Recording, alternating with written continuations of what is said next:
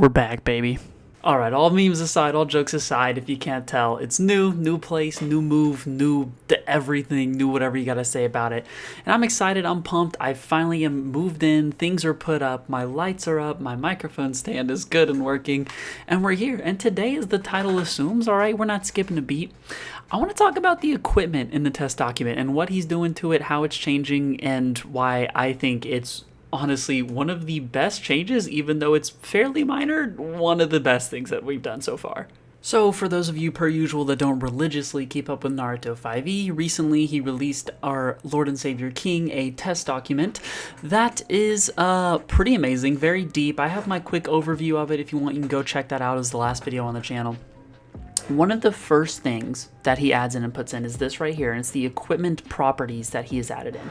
One, he added in armor properties, which is literally so amazing, so cool, wow, pog, we love it, and weapon properties, which he changed and added a bunch. So first off, talking about the armor properties. Now, I'm going to do them both separately just because while they both kind of are in the same vein, I think they both mean different things for different reasons. So armor properties, he has written here, these are experimental. This isn't something that he's for sure throwing in the book, although I think he 100% should. I don't know why you wouldn't, but technically they're experimental. So for whatever reason you don't like them, don't worry, it's not like a guaranteed thing that's going to happen.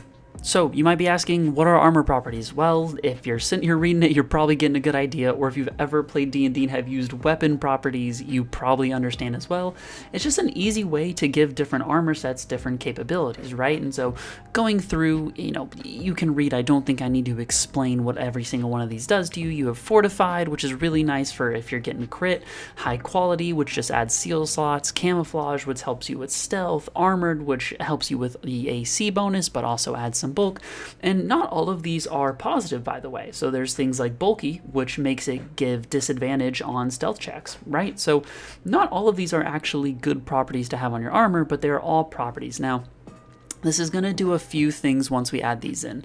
One, it's going to just make armor a lot easier to read and see what it does. We had different armor types, and they would have these weird little niche abilities that were cute and that were fun, but sometimes it was rough because you had to remember exactly what abilities your thing had rather than just remembering, oh, my armor's high quality, so I know it has an extra seal slot. Or, oh, I know it's fashionable, so I get an extra d4 bonus to persuasion checks. Now, let me tell you, the new wording of fashionable, because if you didn't know D&D, or at least Naruto 5e, I mean, super well prior, there was an armor that basically had the fashionable aspect to it, but it didn't say against non-hostile creatures. It just said plus 1d4 bonus to persuasion checks, which was dumb.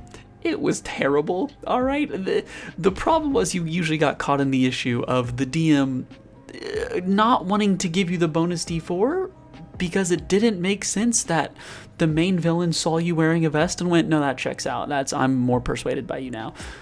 But also, if the DM didn't, then he's just removing an aspect of your armor. So adding non-hostile is good. Just mini tangent there. But nonetheless, armor properties are awesome. They are amazing. I think they are just a very helpful thing to add to the game. Another kind of niche bonus that armor properties creates is it makes it so much easier to create custom armor to give to your players as a DM. Where if they go into a shop and they're looking through armor and maybe you make them roll an investigation check and, they nat 20 it, well, you can give them this armor that now has all these different properties rather than you having to just magically come up and invent these things in your head. It just has it. So you can say, oh, well, you found this really nice armor that is fortified and is high quality and grants you camouflage, but unfortunately due to all these things, it's a little bulky. And the player's gonna know what that means. They have the words in front of them to know, oh, this is what all of these kind of additions are. So nonetheless, armor properties, really, really good. I think they're awesome. I'm surprised they're even marked as experimental. If they don't make it in, I'd be very, very surprised. Now to the section that probably more people are excited for, to be honest, is the weapon properties. Now, as you can see, basically every single weapon property got changed in some form or fashion, practically, and there's even some new ones that were thrown in. Now, if you look through, there's none that he really removed, which is nice and fun. And I'm not going to go through all of these, but there's a lot of cool ones that are in here now. I think Evocation is really sick because combat scrolls are being introduced to the game. We'll go over new weapons and armor here momentarily. But Evocation's pretty sick. It basically lets your scroll act as a weapon, which is pretty neat. by like sealing different things into them.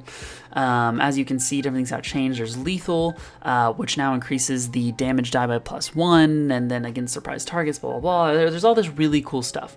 The long story short of it is, if you're using the actual test document, or whenever, I would imagine most of these changes go through, because from what I have seen and from what I've tested, pretty much all of them are pretty solid and pretty good. Your weapon properties are going to switch up, okay? There's also some things which they talk about later on in the document, and I'm not going to scroll through and find it because I refuse, is that they were having a lot of issues with crit builds and things of that nature, and just those getting too strong. So some of the weapon properties also got tuned for the intention of balance, and trying to make sure that there wasn't just like one weapon path that was the go-to weapon path for all things weapons. So now getting into a lot of the stuff that is a little easier to understand and very exciting for a lot of people are the new items you can get in the game. So here we have all the different armor options. As you can see, we have new light and medium options, and I think new heavy options. I don't think all these were here. But getting into it, it's just nice. Also, can I just say that getting something like Shinobi Weave is going to be really freaking strong in your game. Getting +5 plus your full dex mod. Sheesh, that's pretty, you're gonna be cooking up in there, come on now. But nonetheless, what they've done too was with some of the stuff, like the Shinobi jacket, you know, they took away the +1d4 to persuasion checks and just added the fashionable tag. So again, it's really nice. You can go through all these armors and you can see very clearly, very easily the properties that they hold, so then you can have an idea as to what they do. And even if you don't know all the properties, a lot of them are self-explanatory. I mean, camouflage, it helps you with stealth. Something like bulky, it's gonna be a little big, my boy. All right, something like fortified, you're gonna be a little tanked up, okay? So very nice, very cool. We love it all. And to the section that will probably excite the most people are gonna be your melee and ranged weapons, okay? We have tons of new ones. I'm gonna let you dig through here. I'm not gonna sit here and in depth go into each individual item, but you can see there's a lot of new options. It's super exciting. Especially when we get into the martial things. You can see we've added the fans. There's a lot of crazy stuff down here. We got, you know, the boomerang added just in case you wanted some of that. But what is the creme de la crop, okay? The most exciting thing are gonna be your exotic melee and exotic ranged weapons, okay? We got things like your triple-bladed scythe, okay? For all my Hidan stands, you trying to be a Joshin cultist out there? We got the weapon for you now, okay? And it's so pumped, and some of them you can see are using some of our new terminology and our new properties, like with winding. But it's just so sick. We, even with the ranged weapons, have like the matchlock pistol, the matchlock rifles. We have the combat scrolls that I was talking about earlier. We have the ballistic kunai gun. I think myself am most excited and think it's the coolest that the combat scroll is being added, because I think the idea of being someone like a ninjutsu specialist and actually having a weapon that's not just like a tonto that sits on your back that never gets used, right? Like now you're gonna have a combat scroll that you can use. So I just think it's very, very sick. Again, if you want to pause, read through, by all means, please do. There's just tons of cool weapons being added, and oh boy, is it hype. So there you have it for all of your weapon armor properties, your new armor, your new weapons, that whole section of the test document. Eventually I'm gonna start to go through more and more of the test document, because there's so much that I want to talk about in there. I mean, between the expertise changes, some of the skill changes, I mean, and that's me not even considering all of the class and clan combination changes that happened. Oh, it's absolutely absurd, all the nonsense that went down, and I mean nonsense in a good way, to be clear. But nonetheless, hope y'all enjoyed.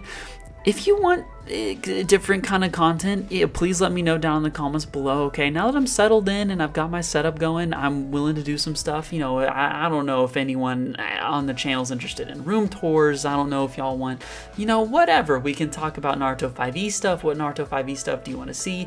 I have tons of stuff in the pipeline because it has been a while, so I have just been festering on ideas that I want to get out there. But if you have anything in specific that you want to see, let me know, and I will see you guys on the next one.